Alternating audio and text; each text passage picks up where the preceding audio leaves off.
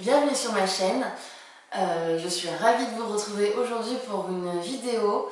Je vais en profiter pour vous souhaiter la bienvenue parce que du coup c'est ma première vidéo un peu officielle et vous savez pas à quel point j'ai galéré pour tourner cette intro parce que parler devant la caméra franchement c'est quelque chose de super bizarre.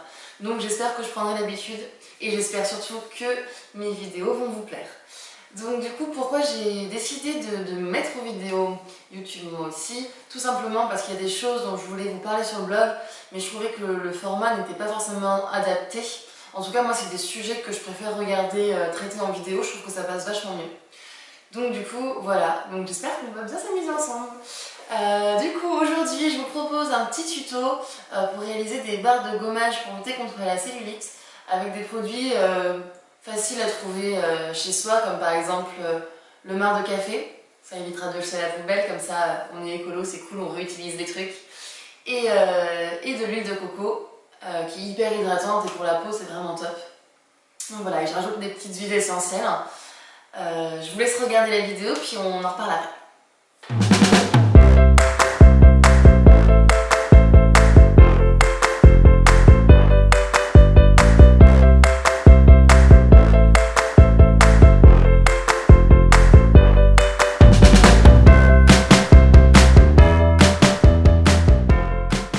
Alors du coup, je me suis dit que peut-être que ça allait vous intéresser d'en savoir un peu plus sur les ingrédients et pourquoi je les ai choisis.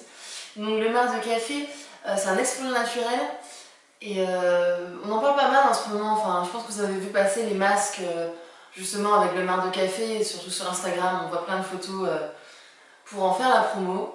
Donc c'est vrai que c'est vraiment quelque chose qui est top et ça revient vraiment pas cher parce que je pense que la plupart d'entre vous boivent ou ont quelqu'un autour d'eux qui boivent du café, donc il vous suffit juste de récupérer le marc de café et si votre machine à café fonctionne par dosette, vous ouvrez juste vos dosettes et vous récupérez le marc de café plutôt que de les jeter comme ça, on les réutilise.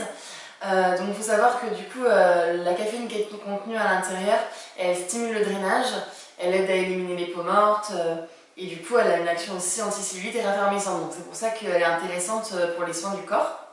Ensuite l'huile de coco, donc comme je vous l'ai dit, elle hydrate vachement, c'est pareil, c'est un des ingrédients phares du moment, on en parle partout, elle sert à plein de choses. Moi je m'en sers pour cuisiner, pour me démaquiller, pour faire mes soins. Donc ouais, non, vraiment c'est vraiment top. Moi je vous conseille vraiment de la choisir si vous pouvez bio, parce que vous allez quand même la mettre sur votre peau, donc autant que ce soit quelque chose vraiment de qualité. Ensuite moi j'utilise des huiles essentielles que j'ai rajoutées à l'intérieur, donc là j'ai utilisé de l'huile essentielle de pastèque. Donc je sais pas si vous allez pouvoir en trouver facilement, moi c'est une huile essentielle que j'avais ramenée de mon voyage en Inde, mais je suis pas sûre qu'en France ça se trouve vraiment facilement. Vous pouvez la remplacer par exemple de l'huile d'eucalyptus mentholée si vous n'en trouvez pas, si vous ne trouvez pas d'huile de pastèque. Donc la pastèque en fait l'huile essentielle de pastèque est régénérante, donc elle protège et elle adoucit la peau, donc du coup pour le gommage c'est vraiment pas mal, ça va permettre vraiment de faire du bien à votre peau. Et du coup j'utilise également du pamplemousse, de l'huile essentielle de pamplemousse, parce que du coup elle favorise également l'élimination de la cellulite, parce que du coup elle lutte contre la rétention d'eau en fait.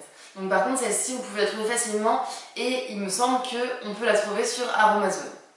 Donc voilà, je vous mettrai de toute façon tous les liens en barre d'infos et je vous mets également le lien vers le blog où je reposterai la vidéo, puis je remettrai les détails de la recette et quelques explications supplémentaires. Donc voilà, j'espère que cette vidéo vous a plu.